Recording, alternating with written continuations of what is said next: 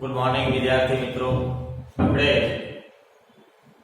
ગુજરાતીની અંદર આગળ જોડણીના નિયમો 1 થી 7 સુધી ભણી ગયા હતા.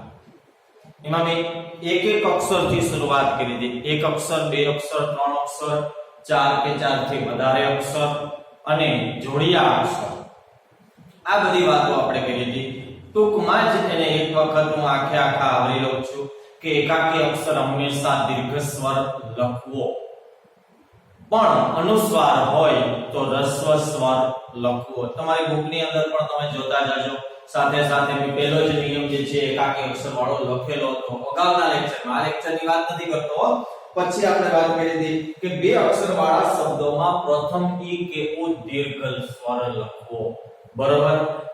બે અક્ષરની અંદર. પછી ત્રણ અક્ષરની અંદર મધ્યમ અક્ષરની વાત હતી. જો મધ્યમ અક્ષર રસ્વ સ્વર હોય તો પ્રથમ દીર્ઘ લખવો, નિયમ નંબર 3. પછી નિયમ નંબર 4 કે ત્રણ અક્ષરમાં મધ્યમ અક્ષર રસ્વ સ્વર હોય તો પ્રથમ દીર્ઘ લખવો, અને જો એ દીર્ઘ હોય તો પ્રથમ રસ્વ સ્વર લખવો. પછી ત્રણ અક્ષરની અંદર નિયમ નંબર જે છે એ 6 આવશે કે ત્રણ અક્ષરની અંદર મધ્યમ અક્ષર હંમેશા માટે થઈ અને દીર્ઘ સ્વર લખવો. એની સાથે આપણે જોયું હતું કે જોડિયા, છેલ્લો નિયમ નંબર 7 કે જોડિયા અક્ષરની પહેલા હંમેશા માટે થઈને રસ્વ સ્વર લખવો, બરોબર? એમાં અપવાદ શબ્દ પણ મેં તમને ઘણા બધા આપ્યા હતા. આ આપણે વાત થઈ ગઈ અગાઉના લેક્ચરની. હવે આજના લેક્ચરની અંદર ફરી વખત આપણે 7 નિયમો ભણવાના છે. મેં અગાઉના લેક્ચરની જેમ જ આમાં પણ નિયમો લખી નાખ્યા છે. ઉદાહરણો આપણે વચ્ચે લખી અને સમજતા જાશું, બરોબર? તમે પણ અગાઉના લેક્ચરની અંદર જે કંઈ પણ આપેલા નિયમો છે એ નિયમોની અંદર તમે ઉદાહરણો પણ લખી લીધા હશે એવી આશા રાખું છું. હવે આ લેક્ચરની અંદર આપણે નિયમ નંબર 8 ભણવાનો છે.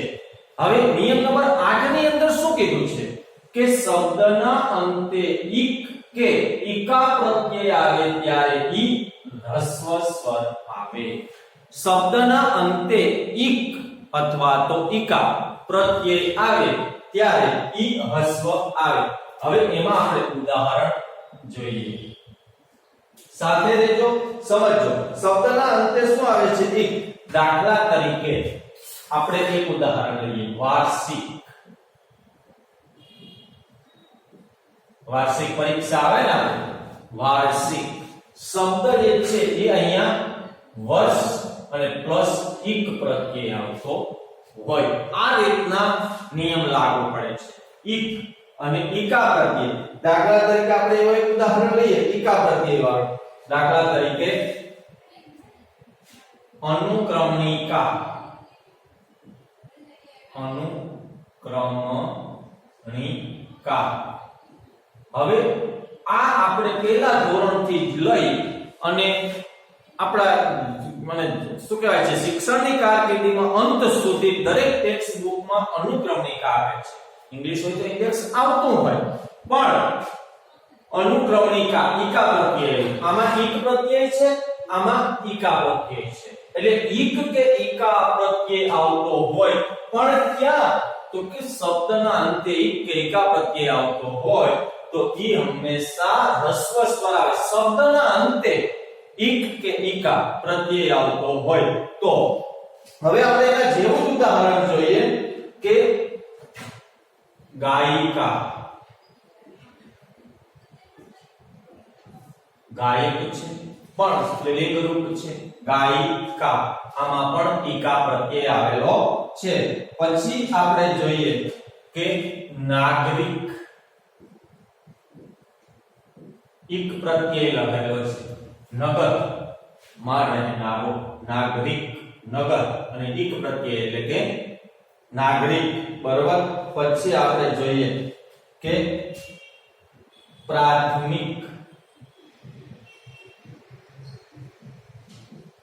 માનસિક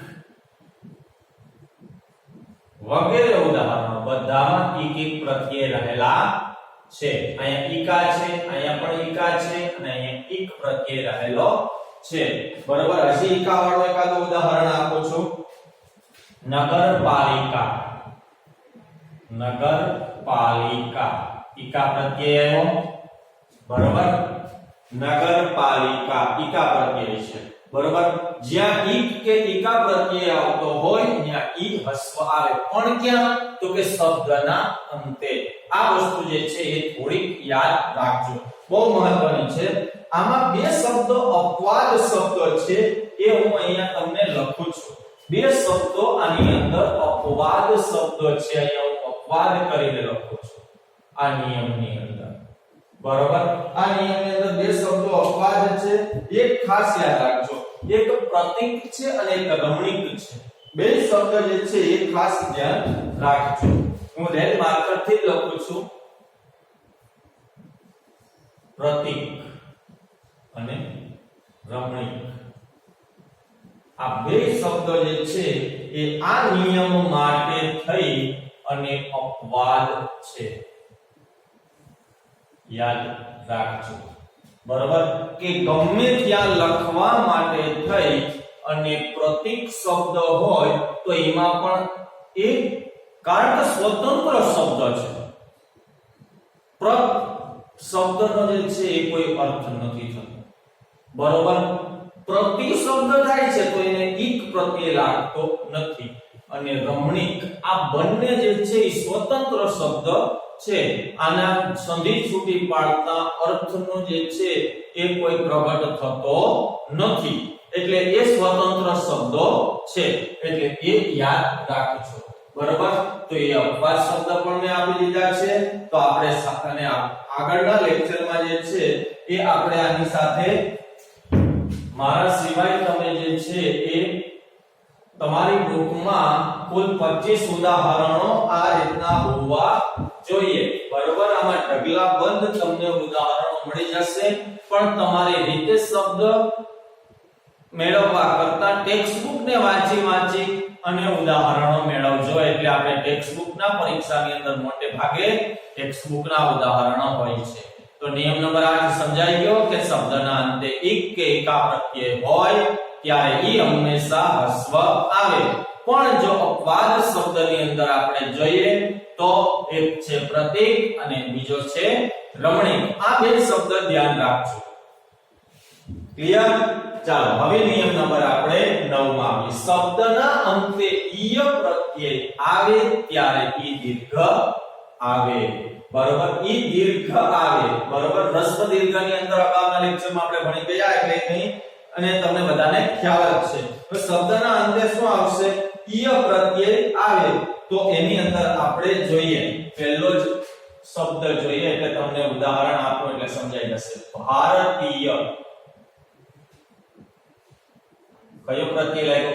ભારત પ્લસ ઈય એટલે અંતે ઈય આવ્યું. તો અંતે ઈય પ્રત્યય હોય ત્યારે હંમેશા માટે થઈ અને ઈય દીર્ઘ લખાય. ભારતીય. બરોબર. પછી એના જેવું જ આપણે ઉદાહરણ જોઈએ. વંદનીય, રમણીય વગેરે જેવા શબ્દ છે. વંદન. બરોબર. એટલે એ વંદનીય, રમણીક.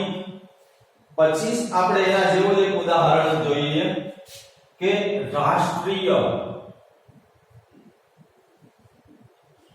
તો એની અંદર પણ ઈય પ્રત્યય રહેલો છે. બરોબર. પછી સંસદીય વગેરે આમાં શબ્દ મળી જશે. શાસ્ત્રીય. બધામાં શું રહેલું છે? ઈય પ્રત્યય રહેલો છે. ભારતીય, વંદનીય, રમણીય, રાષ્ટ્રીય બધાની અંદર તમે જુઓ તો ઈય પ્રત્યય રહેલો છે. આમાં કોઈ એવો અપવાદ શબ્દ મળતો નથી. એટલે આ નિયમ જે છે એ ચોક્કસપણે કામ કરે છે. તો આ નિયમની અંદર પણ તમે 25 ઉદાહરણો હોમવર્કની અંદર બરોબર કે શબ્દના અંતે ઈકિકા હોય તો હ્રસ્વ આવે, ઈય પ્રત્યય હોય તો દીર્ઘ. ધ્યાન રાખજો, ઈક ઈય આવા બધા શબ્દ એકદમ સમજવા જેવા છે. ઈક હોય તો શું કરવાનું, ઈય હોય તો શું કરવાનું, એટલે નિયમની અંદર થોડું ખાસ ધ્યાન રાખજો. હવે આપણે આજે ભણશું નિયમ નંબર 10 કે શબ્દના અંતે ઇન પ્રત્યય આવે ત્યારે ઈ દીર્ઘ આવે. હવે શબ્દના અંતે ઇન પ્રત્યય આવે ત્યારે ઈ જે છે એ શું આવશે, દીર્ઘ આવશે. દાખલા તરીકે ઉદાહરણ જોજો, સ્વાધીન કયો પ્રત્યય આવ્યો, કયો પ્રત્યય આવ્યો, ઇન પ્રત્યય આવ્યો. બરોબર, સ્વાધીન. હવે પછી શું કીધું છે કે સ્વાધીન, પ્રાચીન, રંગીન વગેરે શબ્દો છે, બધામાં જે છે એ ઇન પ્રત્યય રહેલો છે. બરોબર, પછી નવીન, આ બધા શબ્દોની અંદર અહીંયા પણ ઇન પ્રત્યય છે. ઇન હોય ત્યારે ઈ જે છે એ દીર્ઘ સ્વર આવે. શબ્દના અંતે ઇન રહેલો હોય ત્યારે ઇન જે છે એ દીર્ઘ પ્રત્યય આવે. એવો શબ્દ જે છે પુલ્લિંગ, આ વગેરે શબ્દો છે. બરોબર, સ્નેહાધીન વગેરે શબ્દો. બરોબર, પણ આની અંદર પાછા જે છે એ અપવાદ શબ્દ છે, એ હું અહીંયા માર્કર થી લખું છું. આ નિયમની અંદર અપવાદ શબ્દો છે. બરોબર, હવે અપવાદ શબ્દની અંદર ક્યાં ક્યાં આવશે તો કે મલિન, નલિન, કઠિન અને પુલ્લિંગ. એક નંબરમાં તો મલિન શબ્દ છે, પછી શબ્દ છે નલિન,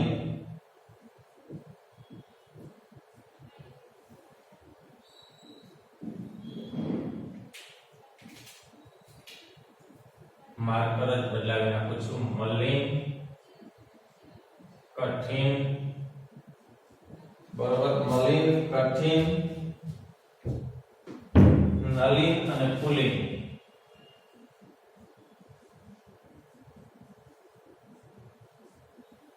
આટલા શબ્દો છે એ આની અંદર અપવાદ શબ્દો છે.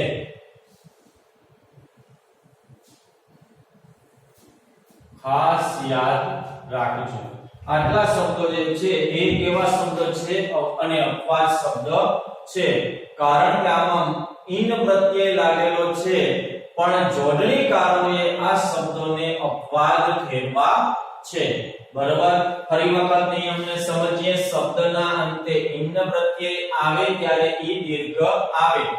પછી જો બધામાં ઇન જે છે એ બધામાં દીર્ઘ છે, પણ અપવાદ શબ્દ પણ મેં તમારી સામે આપ્યા છે. મલિન, કઠિન, નલિન અને પુલ્લિંગ શબ્દ છે. આટલા જે છે એ શબ્દો અપવાદ શબ્દ છે. એટલે એ ધ્યાન રાખજો, જ્યાં જ્યાં અપવાદ શબ્દ છે એના ઉપર મેં શું કર્યું છે, ચોરસ બોક્સની અંદર મેં એ શબ્દો લખ્યા છે. તો આપણે તમને સમજાઈ જશે. હવે નિયમ નંબર 11, શબ્દના અંતે ઇત કે ઈતા પ્રત્યય આવે. શબ્દના અંતે શું આવશે, ઇત કે ઈતા પ્રત્યય આવે ત્યારે ઈ જે છે હંમેશા હ્રસ્વ સ્વર આવે. દાખલા તરીકે આપણે જોઈએ ઉદાહરણ અંકિત. શું આવ્યું, ઈત પ્રત્યય આવ્યો. બરોબર, હવે ઈતા પ્રત્યય જોઈએ તો સરિતા, ઈતા પ્રત્યય. અહીંયા ઈત પ્રત્યય છે, અહીંયા ઈતા પ્રત્યય છે, સરિતા. બરોબર, પછી દાખલા તરીકે જોઈએ સંચાલિત, ઈત પ્રત્યય આવ્યો છે. બરોબર, પછી દાખલા તરીકે જોઈએ કે નિવેદિતા, તો ઈતા પ્રત્યય આવેલો છે. બરોબર, દાખલા તરીકે લિખિત, તો ઈત પ્રત્યય લાગેલો છે. પછી દાખલા તરીકે લલિતા, તો ઈતા પ્રત્યય લાગેલો છે. તમે આમાં જુઓ એ પ્રમાણે ઈત ઈતા પ્રત્યય રહેલા છે. દાખલા તરીકે વનિતા. હવે આપણે જોઈએ કે વિકસિત,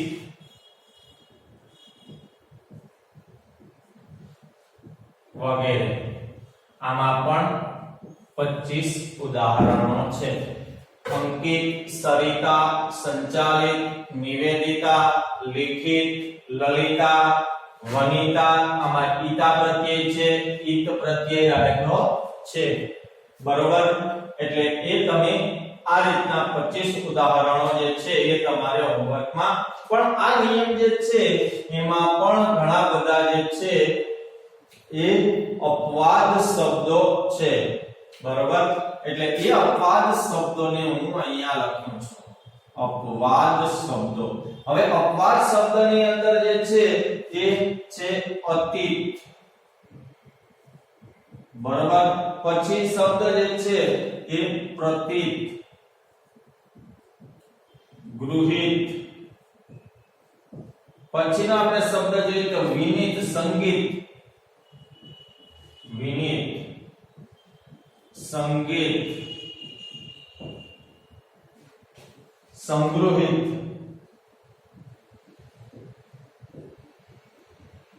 સંગૃહિત. બરાબર. સંગૃહિત પછી નિર્ણિત,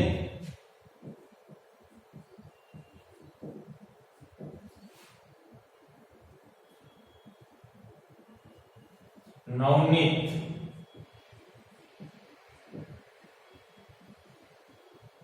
પરિણીત,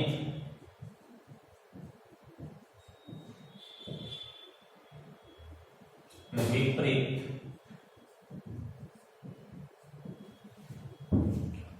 આટલા શબ્દો છે એ આની અંદર અપવાદ શબ્દો છે.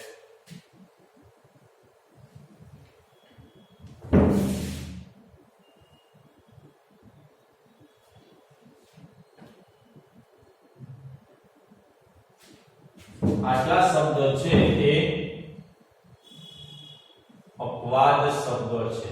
ખાસ ધ્યાન રાખજો. હવે ખરેખર તો આ બધા શબ્દો છે ને એ સ્વતંત્ર રૂપ ધરાવે છે. મેં તમને ઉપર પણ કીધું. બરોબર. કે અપવાદ જેટલા જે કંઈ આવશે એ અલગ બોક્સ બનાવતો જાય છે, લખી અને બોક્સ બનાવતો જાય છે. એટલે આ બધા શબ્દો જે છે ને પોતાનું સ્વતંત્ર રૂપ છે, એટલે એને ઈત પ્રત્યય તરીકે સ્વીકારેલ નથી. એટલે એ બાબત ધ્યાન રાખજો. અપવાદ, કારણ કે જો આ નવનીત શબ્દ જે છે વારંવાર આવતો હોય, તો ઈત પ્રત્યય છે તો આપણે નવનીત આપણી પાસે હોય તો એમાં નવનીત આ રીતે લખેલું હોય. પરિણીત શબ્દ છે, સંગીત શબ્દ છે, વિનિત શબ્દ છે, અતીત શબ્દ છે. આ બધા શબ્દ ધ્યાન રાખજો. હવે નિયમ નંબર 12. બરોબર. આમાં પણ તમારે 25 ઉદાહરણ લખવાના છે. નિયમ નંબર 12. શબ્દમાં વચ્ચે કોઈ પણ સ્થાને ય હોય તો એની પૂર્વે આવતો ઈ હસ્વ આવે. આ ખાસ શબ્દ બહુ મહત્વનો છે કે શબ્દમાં વચ્ચે કોઈ પણ સ્થાને, શબ્દની અંદર વચ્ચે જે છે કોઈ પણ સ્થાને ય આવે. આખો શબ્દ હોય પણ એની અંદર ય આવતો હોય તો એ ય હંમેશા યની પહેલાનો અક્ષર ઈ હોય તો શું આવે? હસ્વ આવે. દાખલા તરીકે આપણે ઉદાહરણ જોઈએ તો તમને સમજાશે. ઉદાહરણ: રૂપિયો અથવા તો રૂપિયા બહુવચન કરીએ તો પણ ય આવ્યો. યની પહેલાનો ઈ જે છે એ હંમેશા રસ્વ સ્વર આવે. બરોબર. રૂપિયો. પછી આપણે જોઈએ તો દરિયો. આ શબ્દ આવ્યો છે યની પહેલા. હવે આપણે એવો અક્ષર લઈએ કે વચ્ચે આવતો હોય. નાળિયેર. નાળિયેર. કારણ કે આ ય જે છે વચ્ચે આવ્યો તો એની પહેલા ઈ આવ્યો તો શું આવશે કે એ રસ્વ સ્વર થશે. દાખલા તરીકે ખાસિયત છે, ય આવ્યો છે. બરોબર. જરૂરિયાત શબ્દ જે છે ખાસ અને આ બધામાં જે છે આ બધા શબ્દો છે એ શું આવશે રસ્વ સ્વર આવશે હવે આપણે જોઈએ તો ના જેવો જ એક શબ્દ હું આપું છું પિયર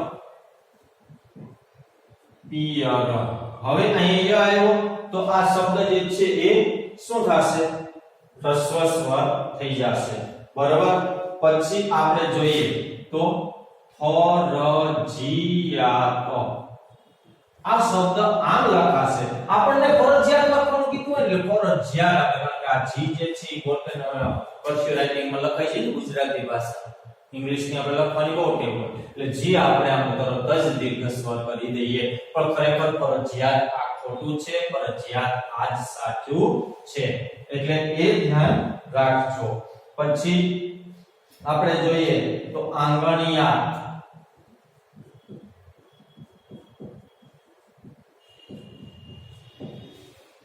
બરાબર તો આ શબ્દ જે છે એ 25 ઉદાહરણ આપણે એની અંદર તમારે હોમવર્કની અંદર કરવાના છે પણ આમાં પણ એક શબ્દ અપવાદ છે અપવાદ શબ્દ છે એ છે અપવાદ કયો શબ્દ છે તો કે પિયુષ આ શબ્દ છે એ કેવો છે અપવાદ શબ્દ છે પિયુષ શબ્દ કે ય છે છતાં પણ આ અક્ષર જે છે એને શું કરવામાં આવ્યો છે દીર્ઘ સ્વર લખવામાં આવ્યો છે બરાબર હવે નિયમ નંબર આપણે આ ય નિયમ કમ્પ્લીટ થઈ ગયો હવે નિયમ નંબર 13 કે શબ્દમાં રેફ હોય ત્યારે એની પૂર્વે આવતો ઈ કે ઉ જે છે એ દીર્ઘ આવે છે બરાબર એની અંદર પણ આપણે ઉદાહરણો પહેલા જોઈએ બરાબર ઉદાહરણની અંદર જોઈએ દાખલા તરીકે આપણે શબ્દ જોઈએ કે કીર્તન ભજન કીર્તન કરતા હોય ને એમાં કીર્તન હવે શબ્દમાં રેપ હોય આ માથે રહેલો રેપ છે બરાબર એની આપણે ર તરીકે એની સ્વીકાર કરેલો છે એટલે કે એ રેપની પહેલાનો અક્ષર જે છે એ ઈ કે ઉ દીર્ઘ આવે હવે આપણે જોઈએ તો આશીર્વાદ આ શબ્દ જે છે ને એ બહુ મોટે ભાગે પરીક્ષાની અંદર પણ પૂછાય બરાબર આ વ ઉપર રેપ આવે છે અને અહીંયા આ જે શું કહેવાય છે કે શરણાઈનો સ જે છે એ દીર્ઘ ઉકારાંત થાય છે એટલે એ ધ્યાન રાખજો પછી આપણે દીર્ઘ શબ્દ લખ્યો હતો રસ્વ દીર્ઘની અંદર દીર્ઘ શબ્દ જો મેં પણ અહીંયા દીર્ઘ શબ્દ લખેલો છે તો એ દીર્ઘ થાય છે બરાબર એટલે એ ધ્યાન રાખજો પછી મૂર્ખ શબ્દ હોય તો એની અંદર ઈ કે ઉ બંને દીર્ઘ થાય છે પછી પૂર્તિ શબ્દ હોય સ્ફૂર્તિ શબ્દ હોય તો આ બધા શબ્દ આવી રીતે લખાશે બરાબર શીર્ષક શબ્દ હોય તો એ પણ આવી રીતે લખાશે બરાબર પછી હજી શબ્દ જે છે એ ઊર્જા શબ્દ લઈ ગયા ઊર્જા બરાબર તો આ રીતના શબ્દ જે છે એ દીર્ઘ ઉકારાંત થાય છે હવે આની અંદર પણ અપવાદ શબ્દ બે શબ્દ છે અપવાદ શબ્દ કેટલા છે બે શબ્દો છે અહીંયા લખું છું અપવાદ અપવાદ શબ્દની અંદર જે છે ઉર્વશી અને બીજો શબ્દ છે એ કારકિર્દી કયો શબ્દ છે કારકિર્દી હવે અહીંયા રેપ છે તો પણ આ કી હસ્વ છે અને વ ઉપર રેપ છે છતાં પણ ઉ જે છે એ હસ્વ થયેલો છે આ બે શબ્દ જે છે એ અપવાદ શબ્દો છે ખાસ ધ્યાન રાખજો આ અપવાદ શબ્દ ઉપર કારણ કે કદાચ કે પરીક્ષાની અંદર પૂછાય કે નીચેનામાંથી કયા શબ્દની જોડણી સાચી છે કે કયા શબ્દની જોડણી ખોટી છે તો એવા શબ્દની અંદર ધ્યાન અહીંયા આ બહુ મહત્વની બાબત છે શબ્દમાં રેપ હોય ત્યારે એની પૂર્વે આવતા ઈ કે ઉ દીર્ઘ આવે બરાબર એની અંદર આ નિયમ અને આ ઉદાહરણો લાગુ પડશે તો આમાં પણ તમારે ઉદાહરણ જે છે એ 25 લખવાના છે. હવે નિયમ નંબર છેલ્લો 14 કે શબ્દમાં અંતે આવતા ગિરી શબ્દમાં બંને દીર્ઘ આવે પણ પર્વતના અર્થમાં હોય તો ગિરી બંને હ્રસ્વ આવે. બરોબર, આ નિયમ જે છે એ આપણે નિયમ જોયો તો. બરોબર, હવે કે શબ્દમાં અંતે આવતા ગિરી શબ્દમાં, હવે અહીંયા આપણે ઉદાહરણ જોઈએ. એક ઉદાહરણ, શબ્દમાં અંતે આવતા ગિરી, દાખલા તરીકે આપણે લખતા હોય દાદાગીરી. દાદાગીરી આ પર્વતનું નામ નથી, ભાવ છે, એટલે ગિરી દીર્ઘ થાય. બરોબર, એમ પણ નિયમ લખી શકાય કે જો શબ્દમાં ગિરી ભાવના અર્થમાં હોય તો દીર્ઘ થાય અને પર્વતના અર્થમાં હોય તો હ્રસ્વ થાય. એમ પણ નિયમ લખી શકાય, કઈ ખોટું ન પડે એમાં પણ. શબ્દમાં અંતે આવતા ગિરી શબ્દમાં બંને દીર્ઘ આવે પણ શબ્દ પર્વતના અર્થમાં હોય તો હ્રસ્વ થાય. દાદાગીરી, ગુંડાગીરી. બરોબર, કામગીરી. પછી જોઈએ તો દાદાગીરી, કામગીરી, ભાઈગીરી. બરોબર, આ બધા શબ્દ જે છે એ એની અંદર ગિરી શબ્દ રહેલો છે. બરોબર, પછી આપણે જે ચમચાગીરી, ઈ બહુ કેવું, ચમચાગીરી. બરોબર, પછી નેતાગીરી,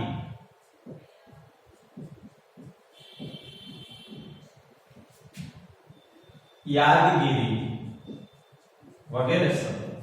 પછી પર્વતના અર્થમાં જોઈએ તો પર્વતના અર્થની અંદર જોઈએ તો નીલગીરી. બરોબર, હિમગીરી,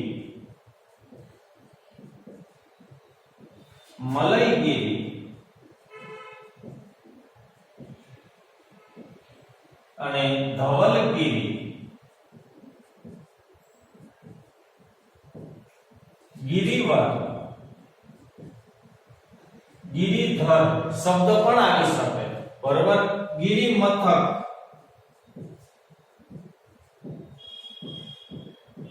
વગેરે વગેરે. 25 ઉદાહરણ બે મળીને. બરોબર, હવે ફરી વખત કે અહીંયા ઉપર દીર્ઘ નીચે હ્રસ્વ, પણ કેમ? ઉપર ભાવ છે અને નીચે જે છે એ પર્વતનું નામ છે કે ભાઈ શબ્દમાં આવતા જો ભાવ રહેલો હોય તો દીર્ઘ લખાય અને જો પર્વતનું નામ હોય તો હ્રસ્વ લખાય. પણ એક હ્રસ્વ ને એક દીર્ઘ ક્યારેય લખી ન શકાય. આ ગિરી શબ્દની અંદરનો નિયમ છે. તો આપણે નિયમ નંબર આપણે અત્યાર સુધીમાં 8 થી 14 ભણી ગયા છીએ. હું જ્યારે પણ તમને હોમવર્ક આપતો હોઉં ત્યારે હોમવર્કની અંદર આપણે જે કંઈ પણ જોડણીના નિયમો છે એમાં 1 થી 7 નું આપીશ, 8 થી 14 નું આપીશ. એ બધું હોમવર્ક જે છે એ તમારે હોમવર્કની અંદર બતાવવાનું રહેશે. સાથે સાથે અને બોર્ડની અંદર જે કંઈ લખેલું છે એ પણ તમારી બુકની અંદર લખતા જાજો, હોમવર્ક પણ સાથે સાથે લખતા જાજો. તો અહીંયા આપણે આ લેક્ચરને પૂર્ણ કરીએ છીએ. હવે પછી આગળ પાછા નિયમો જે છે નેક્સ્ટ લેક્ચરની અંદર અભ્યાસ કરશું. તો અહીંયા પૂર્ણ કરીએ છીએ.